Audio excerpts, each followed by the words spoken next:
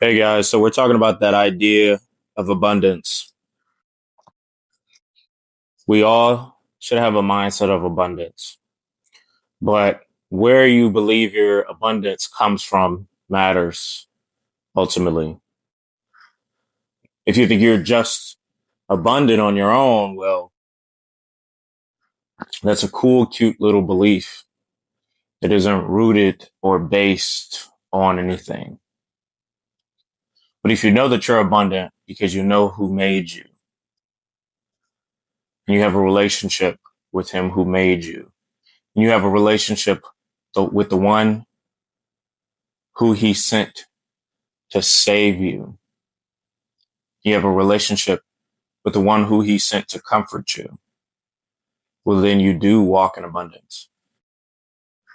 God is an abundant God, and everything that he does is from a place of abundance. Him creating us was not because he needed us. Him making the earth was not because he needed a place. Even creating the heavens was not because he needed a throne. He did all of this from a place of abundance, from a place of love. Think about how those are linked. He chose for you to live because he had more than enough energy to love you, more than enough energy to make you, more than enough energy to even handle if you sin against him, more than enough energy to have the foreknowledge that he would have to send his son to die for you. Think about that. He began already knowing that he would have to send his son in order to save these people. Think about the love in that. Think about the abundance in that.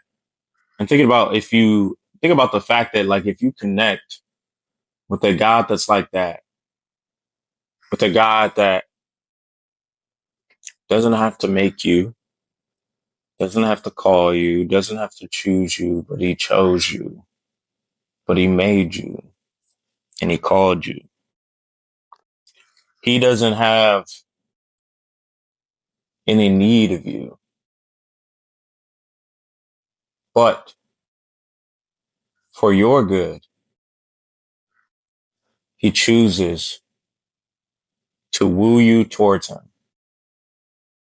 For your good, the Holy Spirit is in your mind, communicating to you, guiding you, and leading you. For your good, he orders your steps.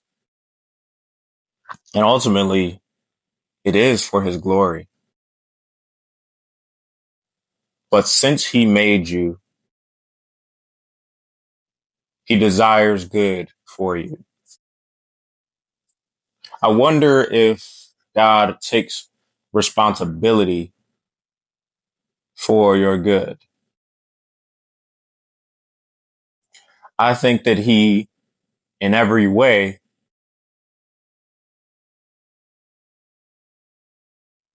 tries to make your life good. And that means good in the definition of its truest form, because we only understand it in a sense from what we've learned from life, from experiences. We only understand it in a limited standpoint. But when it was said in the Bible, he works all things together for the good of them that love him. We can't fully understand what that means because that means something different for every single person. Because for Job, that meant he's working together the fact that he lost his kids. His wife turned against him. He lost his servants, his cattle, his means of funds.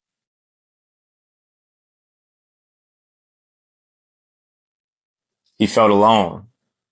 God worked that together for Job's good.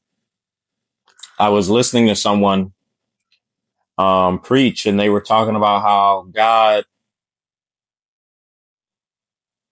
has a God has a plan for you. And somebody asked that person, okay, well, God has a plan for everything. God has a plan for everybody. Why is tragedy, trauma, death, sorrow a part of his plan? And the person said, I can't know for sure. And I can't say that that was necessarily a part of God's plan, but I can say for sure that God will make a plan out of it. God will make a plan out of it. That's where the work together for the good comes in. And that's the thing. God already knows before something happens. So we think, oh, well, this was not in God's plan. But God already knew that this tragedy, just this pain, this hurt would occur. He already knew that that was coming. He was already prepared for that to come about. So he was not surprised when that family member died. He was not surprised when your grades slipped. He was not surprised when you put yourself in the worst position possible. He already knew it was happening and he had already pre-planned to use it. And that's amazing that even us can't have an effect on who God is. We can't even have an effect on what God does or what God chooses to save us from. If God chooses to save you, he chooses to save you because his thoughts are higher than ours and we cannot know. Why does he choose one and not choose the other? Why does he allow one person to continue living and another to die early rather than moving heaven and earth and saving that person? One person that comes to mind is Kobe Bryant. We don't know who that person was within his personal life or his relationship with God or how he treated people personally. But from the outside, it looked as if he was a focused man that inspired many people. It appeared to me that his family loved him, that his wife, his kids loved him and adored him.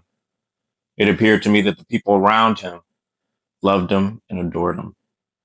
It appeared to me that the overall country of the United States loved him. So what we wonder and think, okay, what's the difference between him and me? I mean, wow, he clearly was doing something right. So why am I still here if I'm not doing anything? And then the thought comes, well, if he was doing something right, what if he was done? What if he was done in the work that he's did? Think about the millions he's inspired, the millions of people he's touched with his message, teaching people how to remain focused, how to push through, inspiring millions. Maybe he was done, but who decides whether he's done? We don't. And we can never know whether one person is done. Michael Jackson dying at 54, we cannot know if he was done or not. We can't know. We can only know that God allowed him to be done at this age of 54.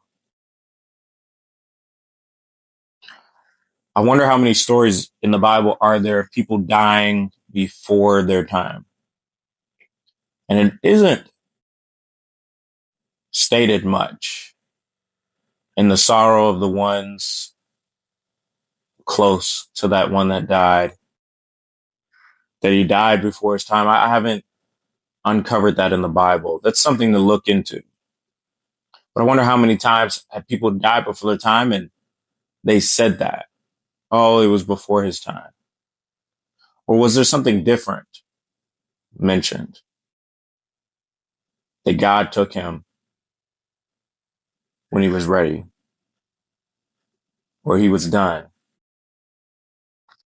Just like Samson, he died surely early. There's no mention of him being old, no mention of him being within his latter years. But he died in battle. But the story never says he died before his time. Maybe the whole time he was destined to die as he did, fighting the battle, the good fight against the enemy. I hope this bless you and causes you guys to think God is an abundant God. He can use everything, but he also has everything. But he won't go against his word and his nature and who he truly is. He won't go against his promises. Know his promises so that we can be confident and trust him fully in what he will do and who he will be in your life. Thank you and God bless you.